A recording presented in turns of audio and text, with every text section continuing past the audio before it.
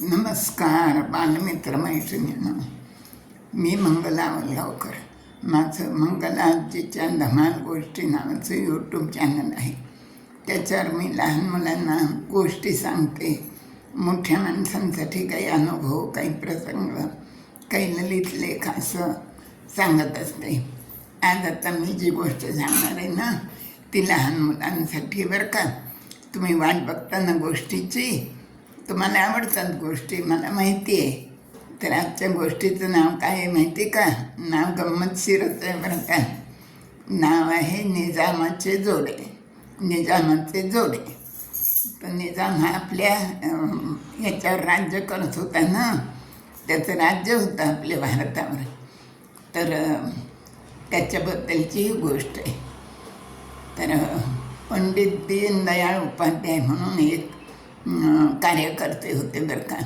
देशभक्त होते खूप, आणि ते संघाचे खूप मोठे कार्यकर्ते होते.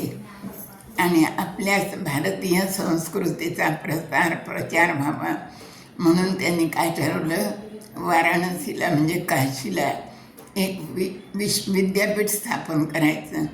आता त्यांच्याजवळ पैसे नव्हते. आता विद्यापीठ स्थापन करायचं म्हणजे मोठा पैसा पाहिजे, कुठून आणायचा? मग त्यांनी वर्गणी गोळा करायला सुरू केली का बरं का. लोकांकडनं जे कोणी स्वच्छेने देतील तिथपासून 10 रुपये दिले तरी चालतील, 100 दिले तरी चालतील, 1000 दिले तरी चालतील. ज्यांनी त्यांनी स्वेच्छेने जे जमेल ते द्यायचं. पण असं करून करून किती पैसा मिळणार ना, तुटपुंजेच पैसे मिळाले. मग त्यांच्या मनात एकदा विचार आला, आपण निजामाकडं जावं आणि निजामाकडनं वर्गणी आणावी म्हणून.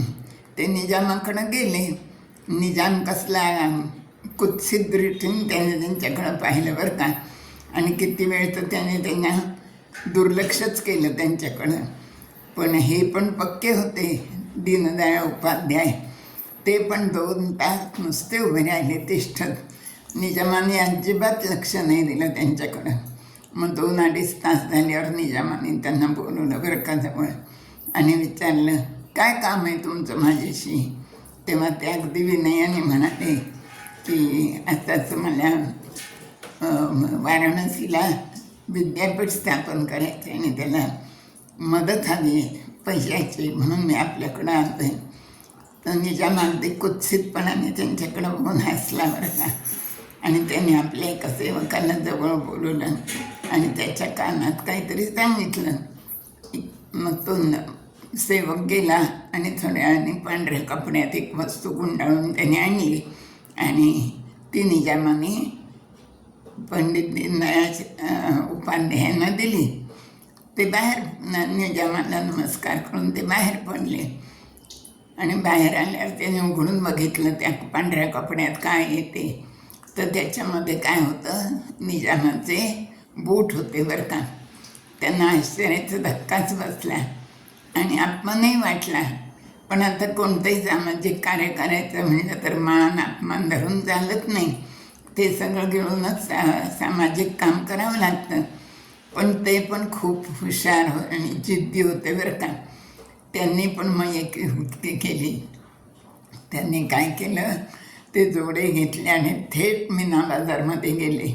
हैदराबादचं मीना बाजारचा चौक आहे, तिथं गेले आणि त्यांनी त्या बुटांचा लिलाव सुरू केला बरं का.